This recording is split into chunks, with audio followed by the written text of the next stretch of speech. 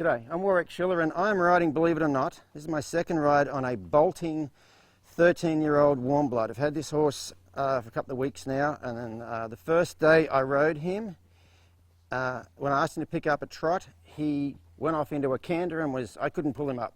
Could barely bend him around to a stop.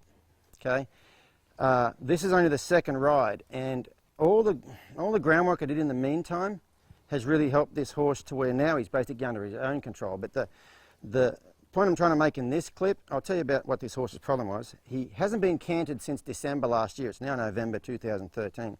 He hasn't been cantered since December 2012 because he bolts at the canter. He also refused to pick up a right lead, and also you cannot ride him with a dressage whip. He is deathly afraid of a dressage whip. If you ride him with a dressage whip, he bolts.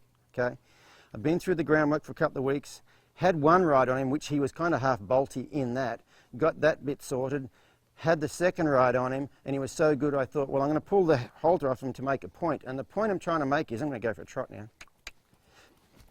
The point I'm trying to make is that the bridle does not control the horse, okay? Your horse needs to be under control of himself. The bridle is to communicate with him, but if your horse is so whacked out that he's leaving town and he's not thinking anything, you have no control over him.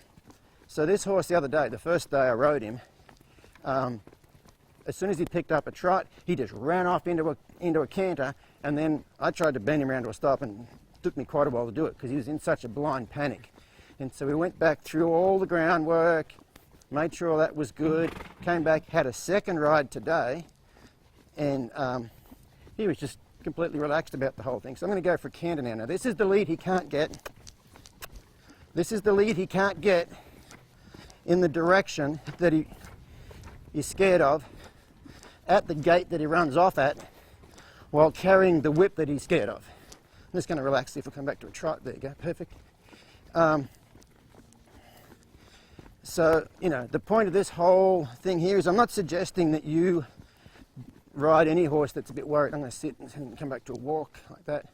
I'm not suggesting you ride any horse without a bridle on, without anything on its head that's not, I'm going to sit here and see if you'll stop, good, that's not perfectly well trained. Don't do dangerous things, but I'm just trying to make a point here that the last time, you know, this horse has not been ridden for 12 months because he bolts. This is the second ride I've had on him here in the round pen. The first ride he was basically bolting. We've taken care of all the emotional worries he had in the meantime, and now he's good. But the big point I'm trying to make is your horse needs to control himself. You know, don't go to a bigger bit to get more control. Go back and get your horse's anxiety and worries going away so they can control themselves, and that should help you out. So I hope that makes sense. See you guys next time.